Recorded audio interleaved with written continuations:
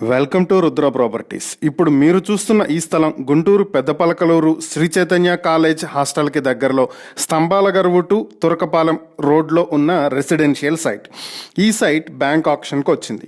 మొత్తం 1.79 సెంట్లో ఉన్న ఈ సైట్కి ఈస్ట్ ఫేసింగ్లో 60 అడుగుల గవర్నమెంట్ డొంక రోడ్డు కూడా వస్తుంది.